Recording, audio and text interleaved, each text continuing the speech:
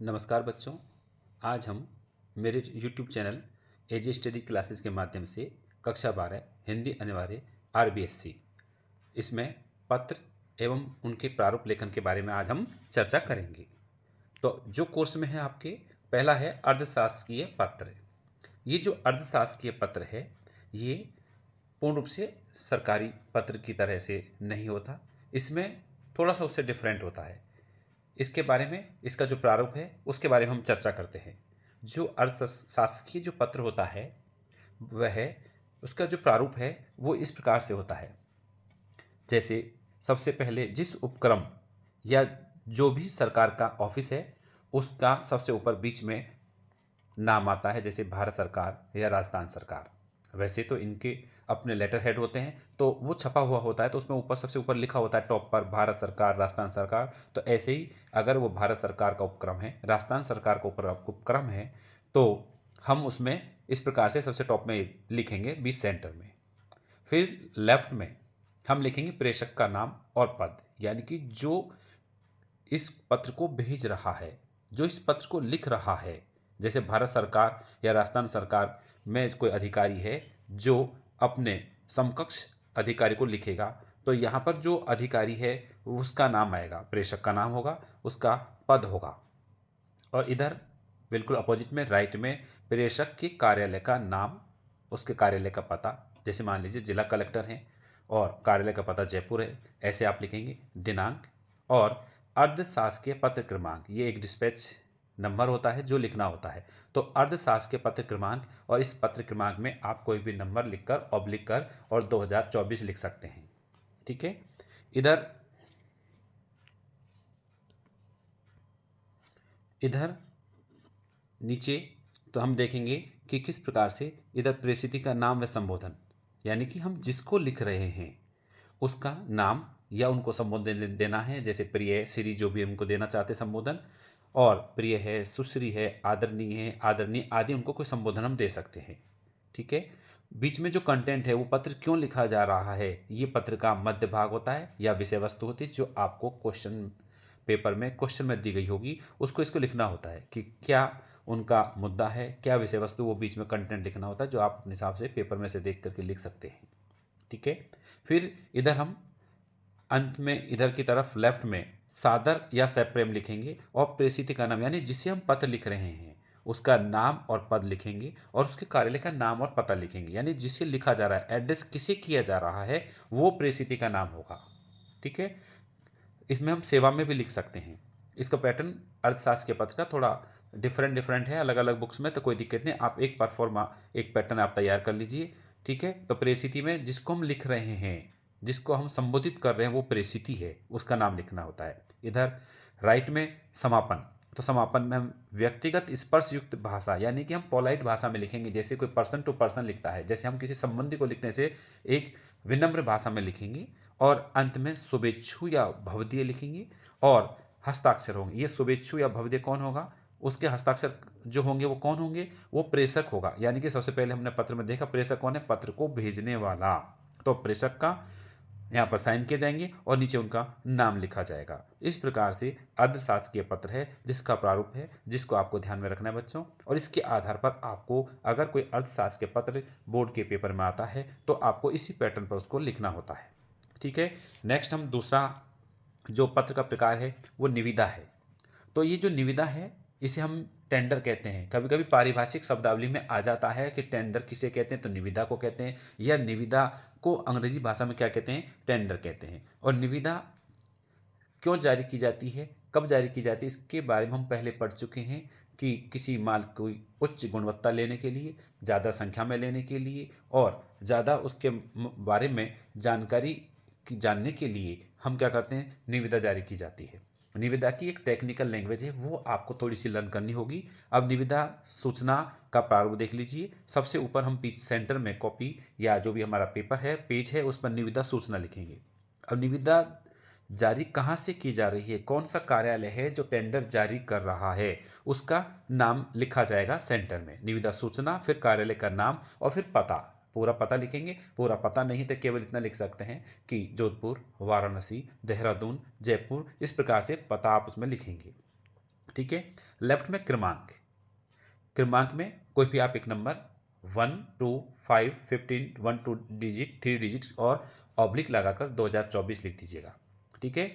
और क्रमांक या निविदा सूचना संख्या दोनों में से कोई भी एक आप ऑप्शन लीजिए, या तो क्रमांक लिख दीजिए या फिर निविदा सूचना संख्या लिख दीजिए। और जस्ट निविदा सूचना संख्या के अपोजिट में आप दिनांक लिखेंगे, जैसे मैंने लिखा है 13 मार्च 2024, ठीक है। फिर इससे नीचे आपको निविदा संख्या, जिसमें मंथ और सन लिखना होता है, तो जैसे 11/2024, तो आप कुछ भी लिख दीजिए, सन जरूर लिखना है, तो निविदा संख्या। अब इसमें निविदा संख्या के नीचे आपको एक लाइन का गैप छोड़कर कंटेंट जो होता है वो लिखना होता है। अब कंटेंट में क्या होता है वो आप देख लीजिए, जैसे जैसे कार्यालय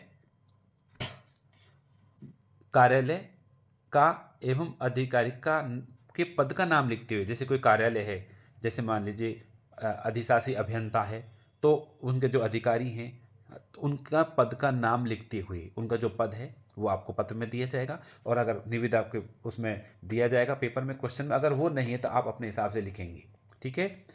और फिर एक लैंग्वेज है, इच्छुक निविदा दाताओं से, जो निविदा में पार्ट लेना चाहते हैं उन निविदा दाताओं से मोहर बंद माने सील पैक्ड टेंडर निविदाएं आमंत्रित करता है, एक लैंग्वेज है। इस लैंग्वेज को हम बढ़ा भी सकते हैं। और निविदा का विवरण इस प्रकार है, और ये लिख करके आपको एक ऐसे टेबल बनानी है जिसमें ब्लॉक्स में आपको लिखना है विवरण या कार्य, अनुमानित राशि, धरोहर राशि, निविदा खोलने की तिथि और निविदा प्रपत्र शुल्क, यानी कि ये फीस है। तो इस प्रकार से कॉलम बनेंगे। अब जो विवरण है उसमें आप जैसे मान लीजिए किसी को स्टूल चाहिए, किसी को टेबल चाहिए, किसी को स्टील की अलमारी चाहिए, किसी को पंखे चाहिए, वो इसमें विवरण लिखेंगे। उसकी अनुमानित राशि आप लिख सकते हैं कि कितना उसमें खर्चा आएगा, 1 लाख, 2 लाख, 15,000, 50,000, कुछ भी आप लिख दीजिए, कोई दिक्कत नहीं है। धरोहर राशि मतलब सिक्योरिटी मनी होती है, सुरक्षा निधि होता है, जिसमें आप 1,000, 2,000, 5,000, 10,000 कुछ भी लिख सकते हैं। और निविदा खोलने की तिथि, जैसे मान लीजिए 13 मार्च को हमने निविदा निकाली है, तो आप इसमें 5 दिन का 10 दिन का गैप दीजिए और उसके बाद में वो तारीख लिख दीजिए, जैसे 13 तारीख का 23 मार्च लिख सकते हैं आप। निविदा प्रपत्र शुल्क इसमें 50 रुपये या 100 रुपये आप एंट्री कर दीजिए, कोई दिक्कत नहीं है, ठीक है। फिर दूसरा, आपको अगर दूसरा कोई काम है, विवरण देना है उसका, जैसे पहले हमने अलमारी के दिया है, तो दूसरे में आप कूलर, पंखा कुछ भी दे सकते हैं। और इसी प्रकार से उसमें भी अनुमानित राशि, धरोहर राशि, निविदा खोलने की तिथि और निविदा प्रपत्र शुल्क को बारे में आपको लिखना होगा। और इस प्रकार से एक ब्लॉक में इसको आपको बनाना है, ठीक है। विवरण से नीचे एक ब्लॉक बनाना है और जिसमें विवरण, कार्य, अनुमानित राशि, धरोहर राशि, निविदा खोलने की तिथि, निविदा प्रपत्र शुल्क लिखना है। वैसे पेपर में आएगा कि क्या लेना है। अगर कुछ भी नहीं आता है तो आप कोई भी स्टेशनरी लिख सकते हैं, कोई भी आप कुछ केमिकल्स के बारे में लिख सकते हैं, कोई आप पेजेज के बारे में लिख सकते हैं, नोटबुक के बारे में लिख सकते हैं, कुछ भी ऐसा आपको इसमें डिटेल विवरण देना होता है। कुछ फर्नीचर के बारे में आप इसमें लिख सकते हैं। अंत में आपको यहाँ पे एक नोट डालना होता है और उस नोट में क्या होता है, निविदा की शर्तें होती हैं कि निविदा खोलने की शर्तें क्या रहेंगी, किसी प्रकार का विवाद होगा तो उसका क्षेत्र अधिकार क्या रहेगा, कहाँ रहेगा, निविदा को रद्द करने का अधिकार भी अधो हस्ताक्षरकर्ता के पास रहेगा। तो इस प्रकार से इसकी शर्तें होती हैं। और अंत में राइट में लिखेंगे आप हस्ताक्षर, और जो अधिकारी है, जो भी अधिकारी जैसे सचिव है या जो ऊपर अधिकारी, कार्यालय का जो अधिकारी, उसका यहाँ पर आप अधिकारी के हस्ताक्षर होंगे, उसका नाम लिखा जाएगा। और इस प्रकार से निविदा का एक परफॉर्मा है, तो उसको आपको ध्यान में रखना है, ठीक है। और इस प्रकार से हम अब दूसरे पत्र पर चलते हैं। अब हम विज्ञप्ति के बारे में देखेंगे। विज्ञप्ति कोई सरकारी या गैर सरकारी कार्यालय और क्या करते हैं, अपने किसी आदेश को जब आम जनता तक पहुंचाना होता है तो विज्ञप्ति जारी की जाती है। विज्ञप्ति का प्रारूप है, कार्यालय का नाम सबसे बीच में लिखना होता है। जो कार्यालय या जो सरकारी या गैर सरकारी कार्यालय ऑफिस विज्ञप्ति जारी करता है, उस कार्यालय का नाम सेंटर में लिखना होता है और उसके बाद उसका पता लिखना होता है। लेफ्ट में क्रमांक, या इसे हम क्रमांक न लिखकर विज्ञप्ति संख्या भी लिख सकते हैं। और विज्ञप्ति संख्या या क्रमांक के सामने, क्रमांक जैसे हमने पहले बताया डिस्पैच नंबर होता है, ऑब्लिक लगा कोई नंबर लिख दीजिए। और दिनांक, जो भी दिनांक लिखेंगे वो इस फॉर्म में लिखनी होती है। और फिर नीचे सेंटर में वापस विज्ञप्ति लिखकर विषय वस्तु या उसका जो मध्य भाग है, जो कंटेंट है, वो कंटेंट लिखना होता है। तो ये जो मध्य भाग और कंटेंट है वो हमें कि क्या आदेश हमें देना है और पब्लिक को, जनता को उसके बारे में लिखना होता है। और जो आदेश जारी करने वाला है, विज्ञप्ति जारी करने वाला होता है, अंत में राइट में उनके हस्ताक्षर और उनका पद लिख दिया जाता है। नेक्स्ट जो आती है पत्र का प्रारूप, वो कार्यालय ज्ञापन है। कार्यालय ज्ञापन, और ये जो कार्यालय ज्ञापन है ये किसी कार्यालय द्वारा दिया जाता है। और इस कार्यालय ज्ञापन का प्रारूप इस प्रकार से है, कार्यालय या विभाग का नाम, जो कार्यालय ज्ञापन दे रहा है वह कार्यालय या विभाग, उसका हमको सेंटर में नाम लिखना होता है, उसके नीचे उसका पता लिखना होता है।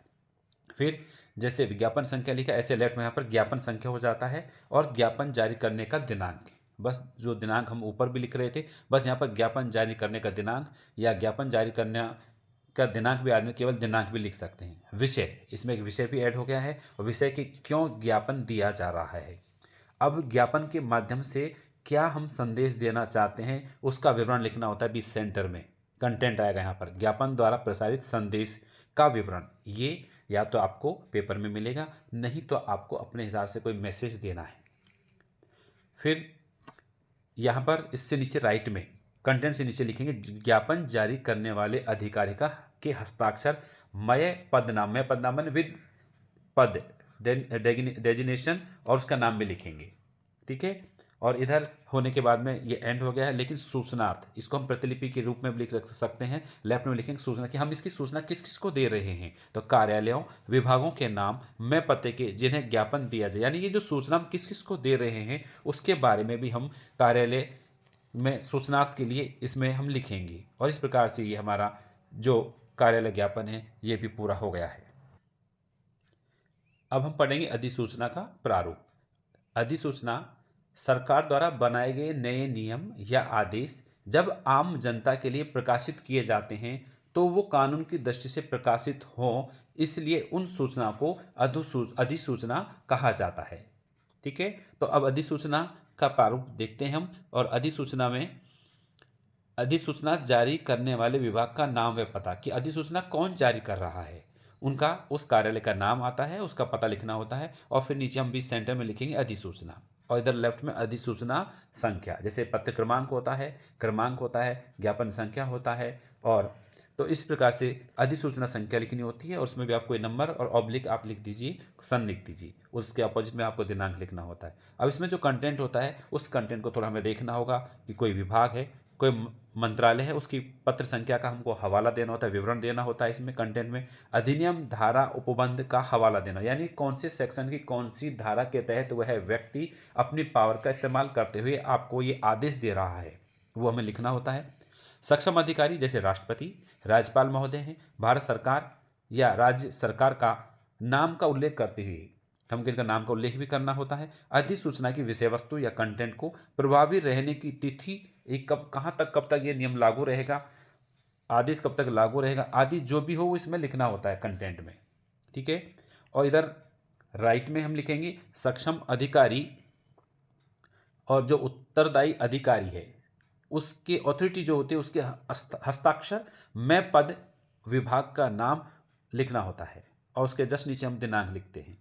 इसमें अधिसूचना संख्या जैसे ऊपर लिखा है, हम वापस लेफ्ट में अधिसूचना संख्या वापस लिखेंगे, और अगर नहीं भी लिखते तो कोई बात नहीं है, लेकिन लिख देंगे तो अच्छा होगा। और फिर नीचे लिखेंगे सूचनार्थ प्रतिलिपि, यानी कि हमने ये इन्फॉर्मेशन, ये सूचना किन किन लोगों को और दी है। तो इसमें जो भी ऑफिस होता है, जैसे नंबर 1, नंबर 2, नंबर 3, और एक जो नंबर उस ऑफिस का नाम लिखना होता है, जैसे जिला शिक्षा अधिकारी है या शिक्षा उपनिदेशक है, या उसके और जो बॉडी पार्ट्स हैं उनके हमें इसमें नाम लिखने होते हैं। जैसे अब नीचे तीसरा दिया कार्यालय पत्रावली, जो ऑर्डर दिया जा रहा है अधिसूचना का जिस अधिकारी द्वारा, उसकी ऑफिस की पत्रावली में ये रहता है। तो इस प्रकार से हम 1, 2, 3 कोई भी लिख करके क्या लिखेंगे, प्रतिलिपि के नंबर्स लिख करके प्रतिलिपि की सूचना देंगे। और फिर अंत में राइट में लिखेंगे सक्षम या उत्तरदायी अधिकारी, जो अथॉरिटी है उसके हस्ताक्षर में पद, उसका पद भी लिखेंगे, और उनके विभाग का नाम भी हम लिखेंगे। और इस प्रकार से हमारी अधिसूचना का प्रारूप पूर्ण हो जाता है। तो डियर स्टूडेंट्स, इस प्रकार से आपको कक्षा 12 हिंदी अनिवार्य विषय में 5 टॉपिक्स हैं पत्र के बारे में। इस आधार पर आपको सभी पत्रों के प्रारूप को तैयार करके एक एक उदाहरण आपको पढ़ना है, और जिसके कारण से आप पत्र को बहुत अच्छी तरह कर पाएंगे और आप बोर्ड्स में अच्छे मार्क्स ले पाएंगे, ऐसी मुझे आशा है।